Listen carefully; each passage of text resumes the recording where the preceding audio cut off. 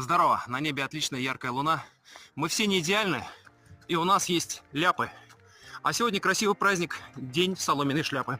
Соломенная шляпка приобрела популярность у европеек несколько сотен лет назад и с тех пор прочно вошла в их гардеробы. Во внешнем виде и форме шляпки мало что изменилось, это как и прежде.